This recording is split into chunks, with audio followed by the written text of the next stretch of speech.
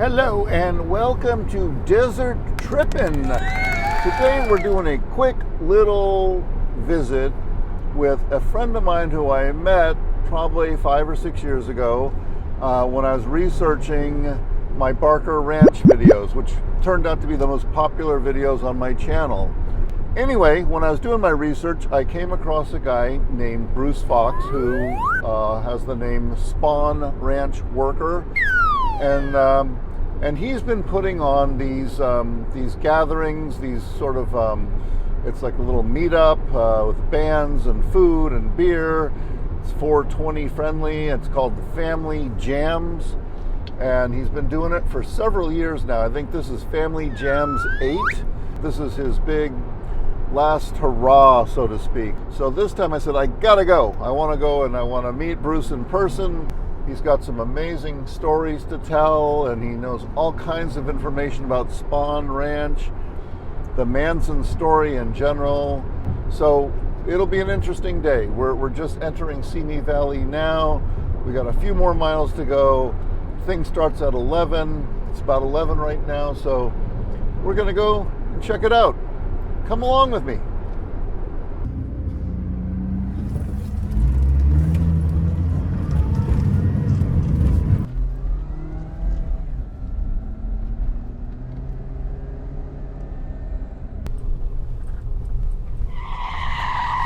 Okay, so we are on Catherine Road. This is the train station up here, and that's the depot and museum, but the park is here.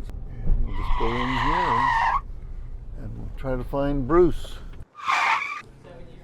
All right, man. So I hope the microphone is working. Testing 1, 2, 3. You got a good voice for like singing those Barry White songs if you want to. You think so? Yeah, a lot of people say that too. Radio voice, stuff like that. So welcome to Desert Trippin. We are here at Family Jams 8, and we're with, can I say your name? Go ahead. Bruce Fox. Mm-hmm. AKA Stoner Van Houten. Stoner Van Houten, or the Spahn Ranch Worker. That's right, or the Spahn Ranch Worker. Yeah. You can find him by any of those names or pseudonyms online. And you have a fascinating story, and you tell me if there's anything that's off limits or anything. But No. But you were in Corcoran for 8 years. Yes. Actually, 5 years. 5 years. Yes. 3 years was Right. I did 2 terms, but the first one was the long one, was the 5 one. Okay. And then a little trouble the next time. Now, which will be for the next video. What kind of trouble were you getting yourself into? Yeah, the usual trouble, drugs, alcohol, stuff like that, and hanging out with the wrong people, stuff Okay. like people that your parents warned you about, stuff like that. Yeah, so they really kicked your ass with 5 years then. They really wanted to. Yes, but they wanted to give me more, but I was able to, one advice I can give to anybody out there: if you have a major felony on you, get yourself a very, very good attorney. I'm telling you, it does help. And you went from 15 down to 5, so. Yeah. So how old were you when you got put in jail? Well, in prison, for the very first time, about 30. 30? Mm-hmm. Okay, and then you got out 5 years later. Mm-hmm. I got on the stage free for a little bit, and then got in trouble again, and got out again.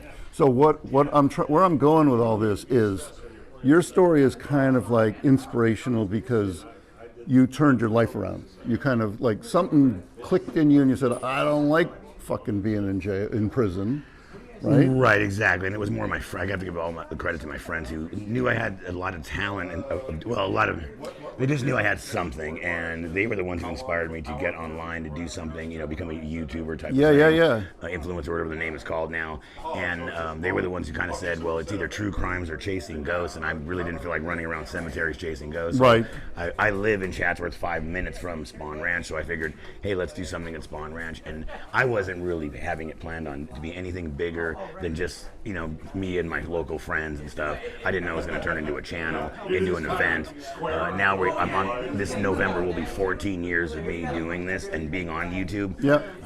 Which is amazing. And no matter, I know a lot of people have a problem with the subject and it's very morbid, but for me, I can only speak for myself.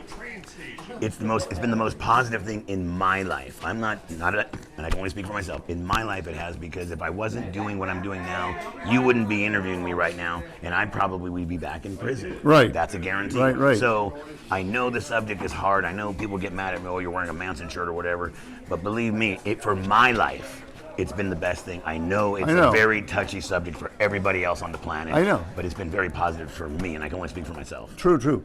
And you know, it's funny because my wife, she gets so nervous about any little thing. She says, "You're going to a Charles Manson thing." I'm Right. going, Bruce is like a cool ass dude, and the people there, they're going there because they're like history nerds. You know, we love exploring the facts and the history Right. and the stories that are behind all this stuff. It's not like we're here to create and also a cult. people watch 48 Hours, and you watch all these crime shows. Yeah. So a lot of people are into true crime. I don't Right. think a lot of people probably take it as deep as I do and other people do. But the internet now has allowed us to, and really it's the internet with everybody getting all this information, and it's allowed. I'm not the only true crimer. I'm not the only one. I mean, believe me, I'm following in the footsteps of Michael Channels and Back Porch Tapes. Right. I'm not doing anything original. Is he here? He will be here. Yes, Yeah, he will. okay. But besides that, though, and I've made a lot of great friends. But the main point of this is that I am not on prison. I don't do drugs anymore. Yes, I smoke a little weed and drink. I just don't. When I say drugs, I mean the hard stuff. Yeah. And I don't do that anymore. And I've made a lot of great friends. And I have you wanting to interview me. So think about Yeah, that for yeah, one yeah. second. I was homeless, and now I Right. got people that actually want me to be on their YouTube channel. Give me a little, that's an awesome interview, by the way, and thank you. If you had a time machine, you could look in the future like an hour or 20 minutes, what kind of shit are we going to see here today? Oh, today what you're gonna see is basically what we're doing now is we're just hanging out, your friends gathering around, talking. We haven't. I mean, everybody talks online. Everybody's always texting each other, but it's different when we get back together in the same room. Yeah. People, we're getting back to that. Where now instead of talking to somebody on Facebook or whatever, now you're here. You can hug them, this and that, share a little friendly 420 with them or whatever, or have a drink with them. Yeah. We're gonna hear some great music. We have got some tremendous amount of food here. I'm not kidding. The food is even better than this year. That's A great list of because I'm great trying to stuff. lose like 12 pounds. Well, you're not going to do it today. Not today, because we got so much. You're going to eat a bunch. We got everything from bratwurst to fucking tri-tip. Now, how everything are you? else here. How are you 5 bands funding are all playing. this stuff? Do you have sponsors? No, or? I do a raffle every single year Okay, on I my see. Yeah. YouTube channel where I raise money for this. Remember, we have to pay for the food, the band, the permit here just to have this for 8 hours. Right. Here, I mean, You gotta yes, have a permit to have beer A lot in here, happens. right? A lot needs to go into this. So holding raffles, giving away real true crime items that you'd probably only see in museums. Right. You can get on my show, and I give away top quality stuff, which I'm not. I know. One thing I don't mess around with is when it comes to the relics Yeah. and certain things, signatures and whatever it is. So that's how I raise money. Now, the first 3 years of Family Jams were free because it was like a concert in the park. You bring your cooler, your chair, your snacks, and everything, share, and then yeah. you show up at the. There's no money involved. Right. You're just everybody has to bring BYOB. And now here comes the train. Perfect timing. That's Chatsworth. That's the Amtrak. Perfect timing. You get it right there. So the first 3 were free, and then as the event got popular, we had to start getting permits, and that's when, from there on, the last 4 have been very expensive, and every year it gets more and more expensive. Now, I forgot my Sharpie, but you did say that there could be somebody maybe coming here today? Possibly today. We'll see what happens. Okay, yeah, you always keep your fingers crossed. Yeah. right? I always keep my fingers crossed. So, yeah, okay. Well, this is going to be fun, man. This is going to be great. Dude. All We're right. going to have a great I'm fun getting day. a cramp in my arm. All right. The last couple years. Oh, baby, honey, baby, please come home. Your daddy, I did a lot of wrong, I do bone. I promise you, baby, I'll be good and I'll never be bad no more. I'm sitting here right now waiting for you to walk through that front door, then I'll stop boning. Woo! So we're here with Horrible Neil, and you just had your set, and how did you feel about it? Is it sad that this is the last Family Jam? Yeah, well, the only mistakes I made was when the songs had more than 2 chords. It was working pretty good from what I heard. Yeah, well, that was fun. Good Thank job, you. sir. Thank you. Appreciate it.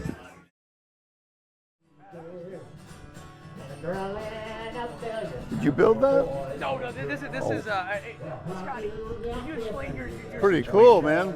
Yes, that's just Come on down, tell me I'll live a long time. You know, you should shoot a movie on that.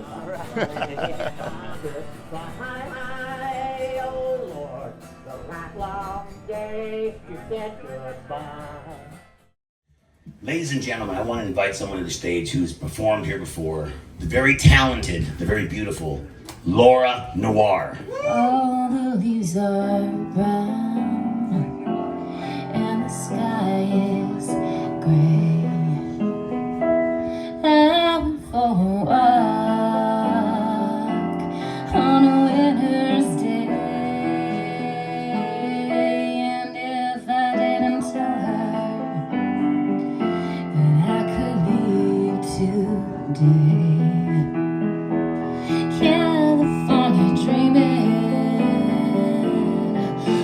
such a winner's California dreaming.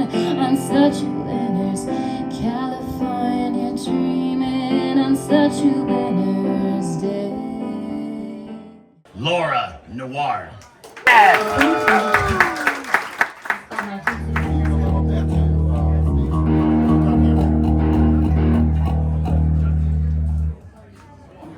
Now, ladies and gentlemen, all the way from South Carolina, on their West Coast tour, outcast among outcasts, Chuck W. Chapman. Got my first real sexy, bought it at a flying dime, played it till my fingers bled. It was the summer of '69, yeah.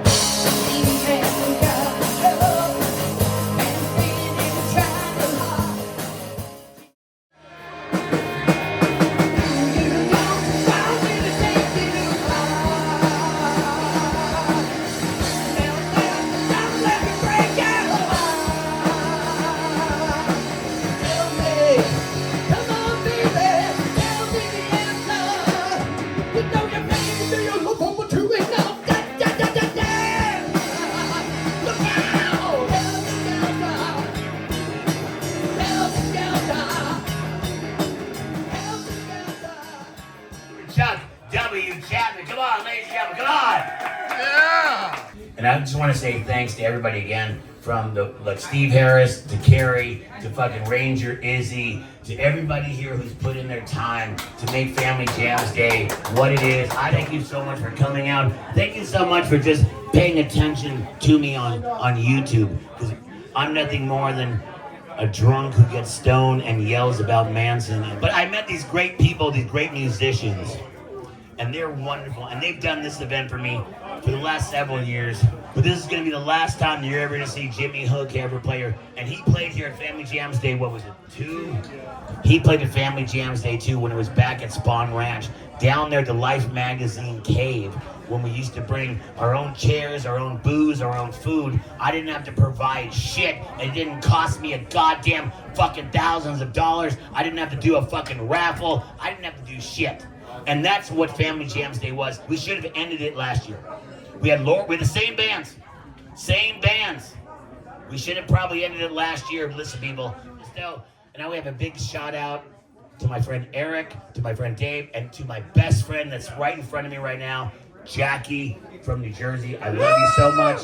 Ladies and gentlemen, I want to welcome to the stage right now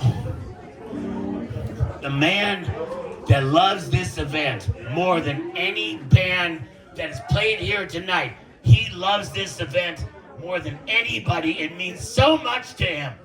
Ladies and gentlemen, welcome to the Family Jam Stage for the very last time, Mr. Jimmy Hook featuring Davy Gravy. Ladies and gentlemen, Jimmy Hook.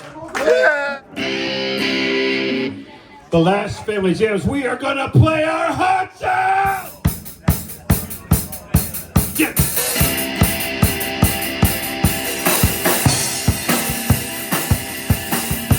Listen up here, I'll make it quite clear.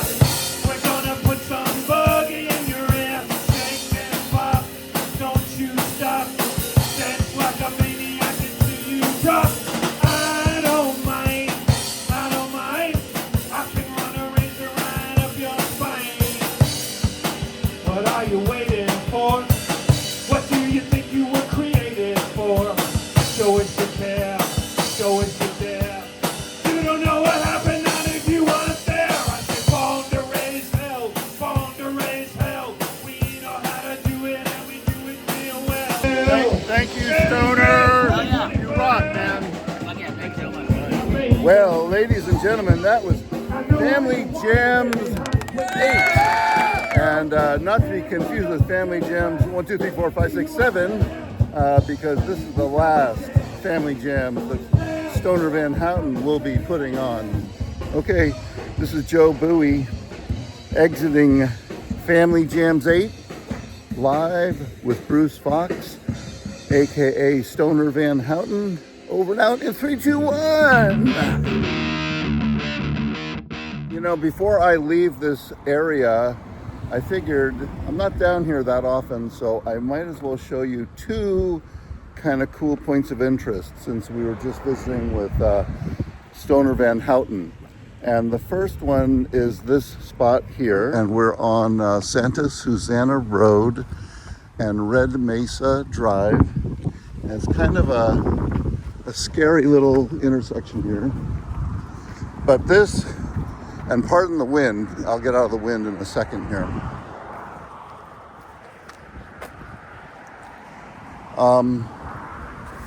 Hopefully it's not too windy now.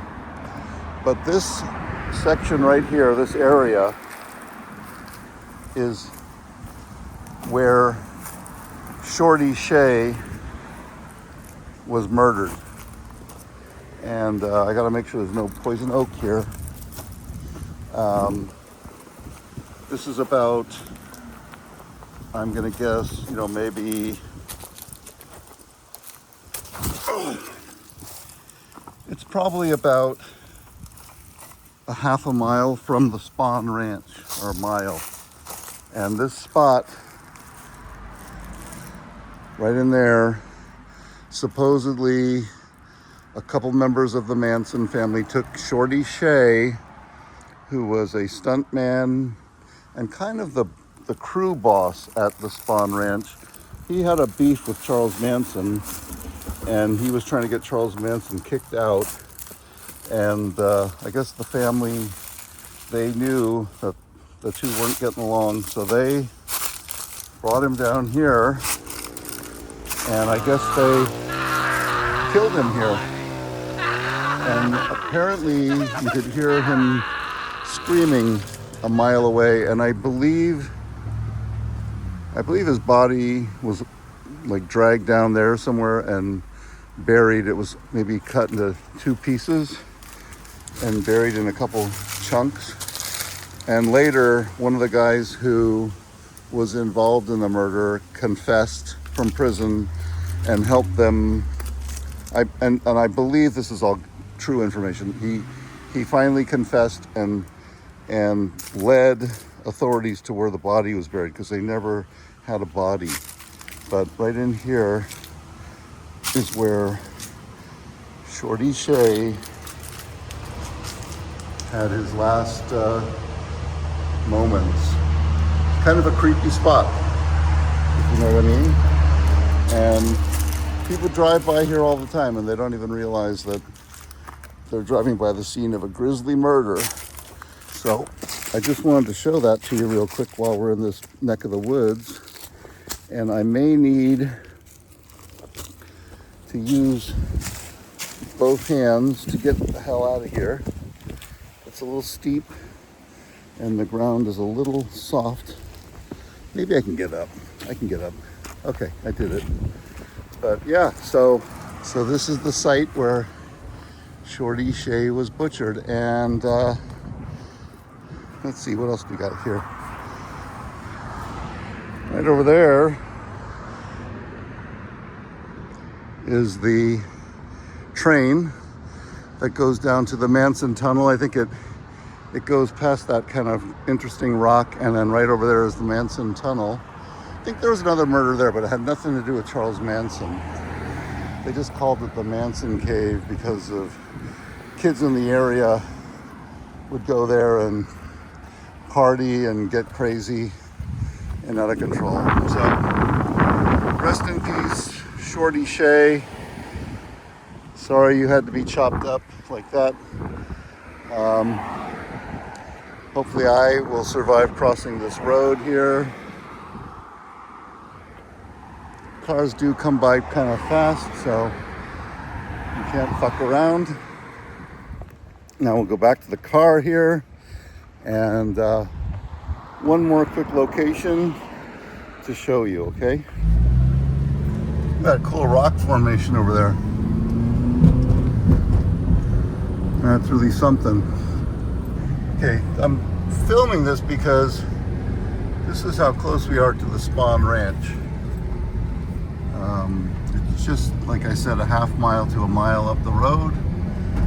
And I guess people could hear Shorty screaming. And this is not it. That'll be the next one. So I gotta park up here. Yeah, you can't park on this road. I'm gonna park on the other side because of this is a church up here, so we'll just park up here a little ways back. Okay. So again, a very busy intersection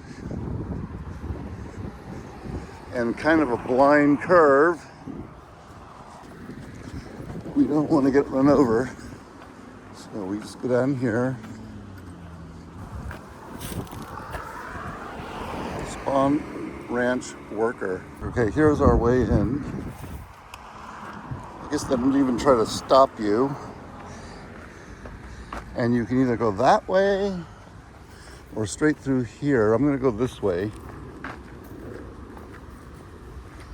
And I think we come down around where the little cave is, where the family took their pictures. So yeah, so it looks like people cut through here. This looks like it could go down. As long as there's no poison oak, I'm okay.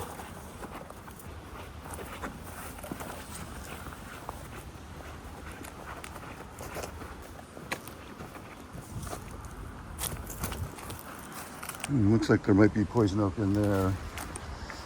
So we're cutting back this way now. So this is basically Spahn Ranch. And let's see what we can find up here.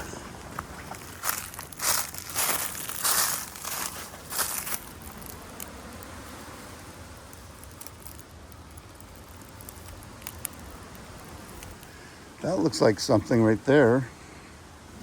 I did not notice it before. It's a very magical spot here. That's got a lot of poison oak over there. I think if we go this way, it's been a while since I've been here, so I could be mistaken. I could be going the wrong direction right now, but it's not that big. So we should be able to find our way back.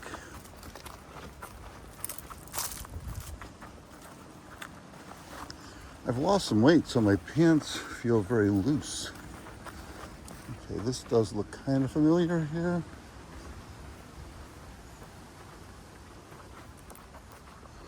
Going down a pretty steep grade.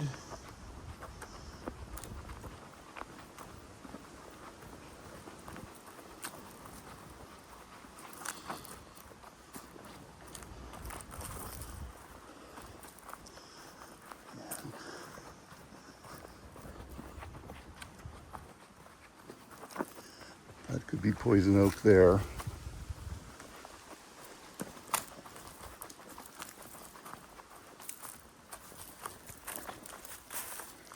All right, yes. So we found it. This is site number 1. This is the Manson, the little cave where they famously took their photos. We'll take a few stills here. But that's it right there. That's the place they were all sitting. 1, 2, 3, 4, 5, 6, 7, 8. And we found it. So then you go over to here.